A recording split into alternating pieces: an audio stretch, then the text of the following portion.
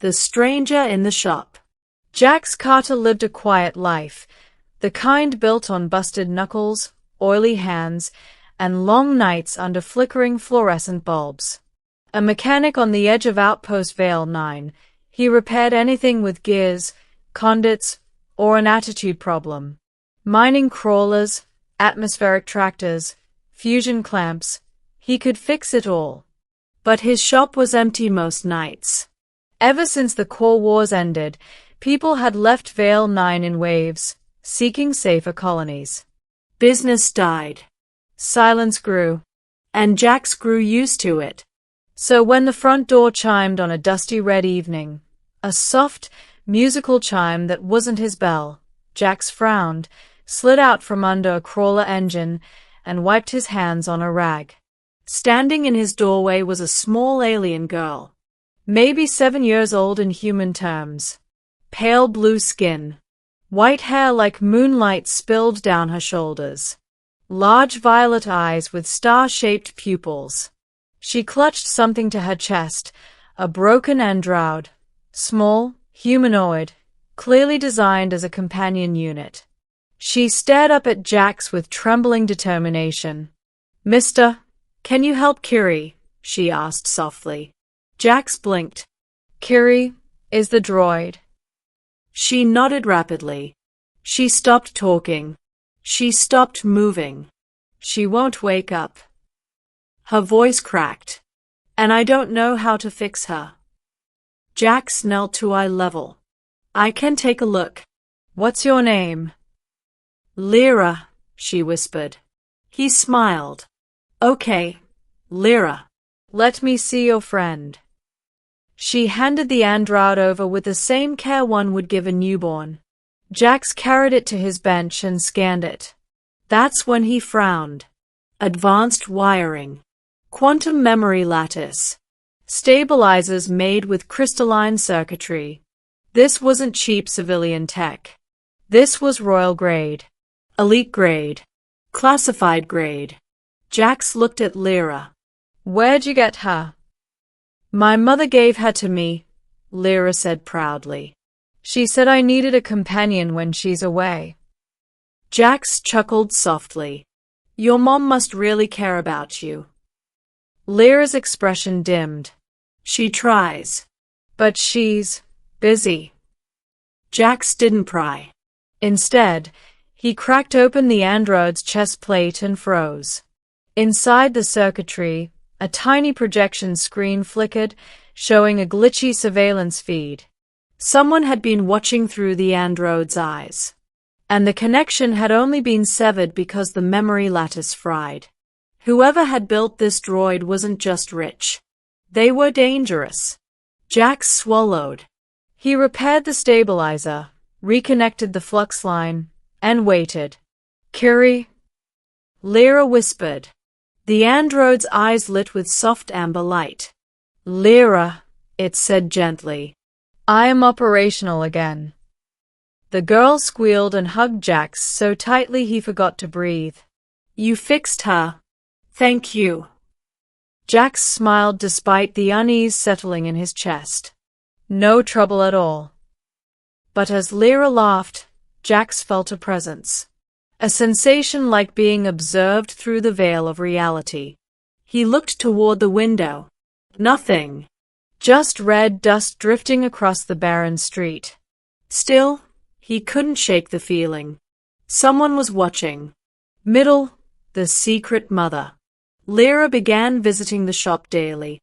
She'd bring Kiri for upgrades, calibration, or sometimes just to sit and talk while Jax worked. Jax taught her how to tighten servos, how to solder, how to diagnose mechanical faults. She learned frighteningly fast. One evening, while the sun dipped behind the abandoned refinery towers, Lyra wandered the shop tracing a finger across dusty old machines. "Why do you live alone?" she asked softly. Jax paused mid-weld. "Guess I'm better with machines than people." "Machines don't leave," Lyra murmured. Her voice was too heavy for a child. Before he could respond, the android turned its head. "Lyra, Your mother is attempting to contact the network. Lyra's entire body stiffened. Ignore it. Jax raised an eyebrow. You in trouble? No, she said quickly. She always watches. Jax narrowed his eyes. Through Kiri. Lyra bit her lip, guilt flashing in her strange violet eyes. Kiri was her idea. She said she wanted to keep me safe. But she sees everything. Everyone. Jax's stomach dropped. He looked at the android. Who exactly is your mother? Lyra opened her mouth, and every light in the shop flickered. A wave of golden energy rippled through the room, stopping tools mid-air, twisting holographic screens, freezing even the dust suspended in the air. Time almost seemed to slow. Then a figure stepped through the distortion. Tall, regal, dark flowing armor that shimmered like galaxies. A long cape of luminous strands that drifted as if underwater. Eyes of burning violet flame. Her voice echoed like a chorus. Lyra. The child flinched. Jax stood protectively in front of her before he even realized he'd moved. The woman regarded him with an unreadable expression, a mixture of curiosity, disappointment, and something else he couldn't name. I am Empress Vilara of the Astral Dominion, she said. Sovereign of 13 systems. Mother of Lyra. Jax swallowed. Of all the people he expected Lyra's mother to be, this was not even on the list. Lyra stepped out timidly. Mother, please don't be angry. He helped me. He fixed Kiri. Vilara's gaze cut to the android, then to Jax. You touched royal property, she said calmly. Without permission. Jax raised his hands. She asked me to help. And you did, Vilara interrupted. You repaired a companion unit built with technology your species has yet to classify. You accessed its memory lattice.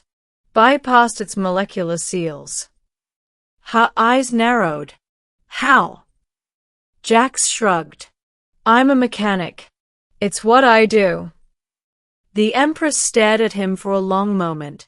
Then something unexpected happened. Her expression softened. Lyra rushed to her side, grabbing her hand. He was kind to me. He didn't treat me like I was strange. Vilara glanced down, guilt flickering. You are never strange, Lyra.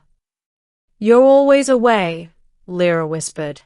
And you are always in danger, Vilara murmured, kneeling. Jax stepped back, watching the exchange. This wasn't the terrifying Galactic Empress the stories described. This was a mother failing to balance an empire and a child.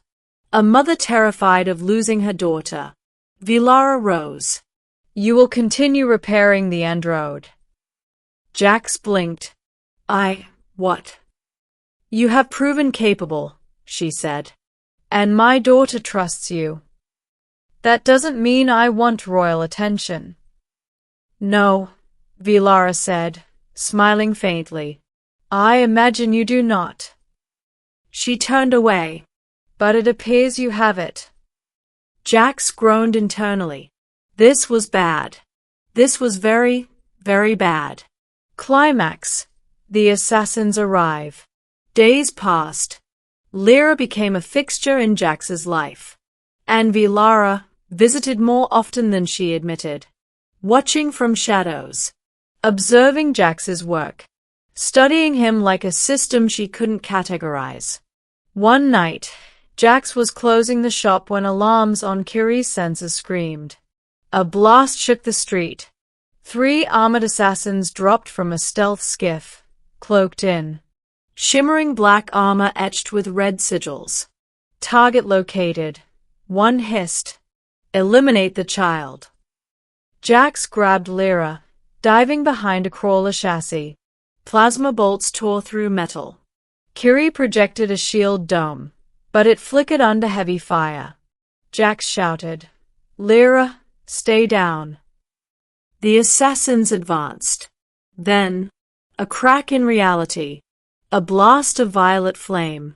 Empress Vilara appeared, eyes blazing brighter than suns. "You dare," she whispered. The assassins fired. Vilara didn't move. The bolts froze in midair, then reversed, slamming back into the attackers, vaporizing two instantly. The last assassin lunged at Lyra. Jax stepped in front of her, wrench in hand, despite knowing he couldn't win. The assassin swung, and Vilara appeared behind him, tearing his armor apart with a gesture.